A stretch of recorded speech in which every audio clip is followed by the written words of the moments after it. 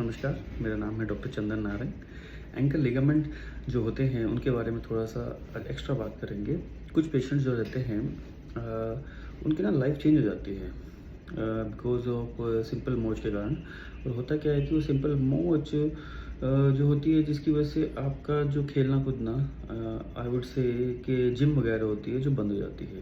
धीरे धीरे आप वेट गेन करते हो और क्या होता है कि पेशेंट का मोटिवेशन टूट जाता है, क्योंकि बॉडी का कोई भी हिस्सा अगर कमज़ोर हो जाता है तो कमज़ोर होने के बाद होता क्या है कि वो कमज़ोरी की वजह से जो उसका काम होता है वो कर नहीं पाता।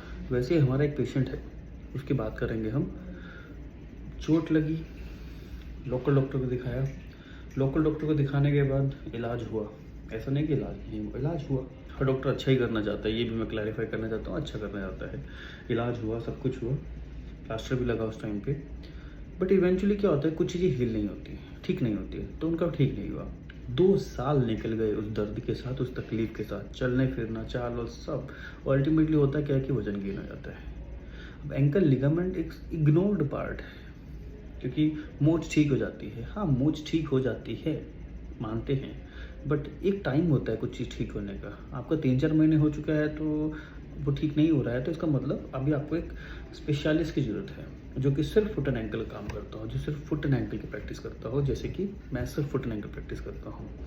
तो वैसे ही हमारे पास पेशेंट है जो हमारे पास कुरुक्षेत्र से आए थे, एंड उनके फादर साहब के बहुत क्वेश्चन थे, ठीक होगा नहीं होगा। अब होता क्या है कि हाँ, हमारा क्लिनिकल जो जजमेंट होता है उसके बेसिस पे हम लोग बहुत सारी चीज़ें जस्टिफाई कर बैठते हैं कि ठीक हो जाएगा। अब हुआ क्या कि सर्जरी हो गया, सब कुछ हो गया, रिहैब चल रहा है, पर रिहैब में बहुत डिफ़िकल्टीज आ रही थी। बिकॉज एक पेशेंट जो एक होता है पेशेंट जो हार मान चुका है, एक होता है जो ठीक होना चाहता है, एक होता है कुछ उसकी दिमाग में कुछ चीज़ें बैठ जाती हैं।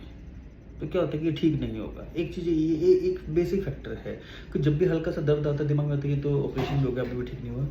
अब रिहैब के अंदर डिफ़िकल्टी क्या आती है कि रिहैब करते करते अगर पेन आ रहा है, स्वेलिंग आ रही है, पेशेंट दिमाग में आता है ठीक होगा नहीं होगा।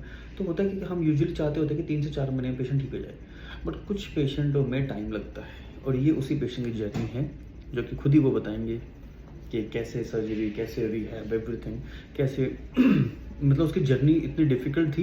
एंड शी अल्टीमेटली जब मेरे पास आए दोबारा सब कुछ क्लियर होने के बाद 7-8 महीना लगा उसे। यूजुअली हम 3 महीना बोलते हैं, बट ये पेशेंट मैं इसलिए बताना चाह रहा हूँ कि 7 से 8 महीना लगा उसे, क्योंकि चीज़ें दिमाग में बैठ जाती हैं। तो इससे सीख ये मिलती है कि early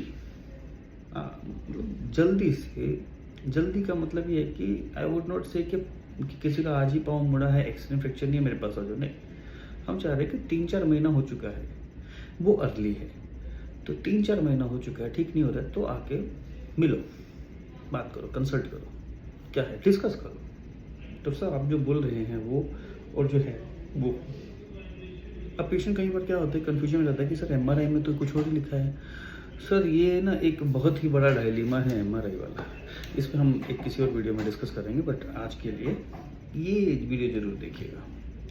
so recovery of fight ankle ligament. So ध्यान रखें, फॉलो जरूर करिएगा। Hello, myself Mohini, and this is my journey. While appearing for SSB JAC 2021, I got an ankle fracture while physical task. Due to the negligence by a local doctor, I was bearing pain for 2 years continuously. Then the hope enters. We met Dr. Chandan Narang, specialist in foot and ankle.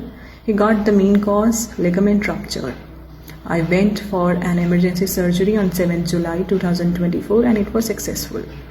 Medication started slowly recovering me.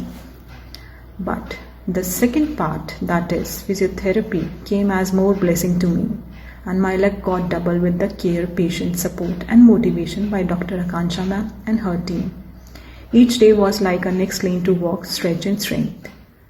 But the team never gave up, and now I can sleep with smile and say, they are the bestest for your life support.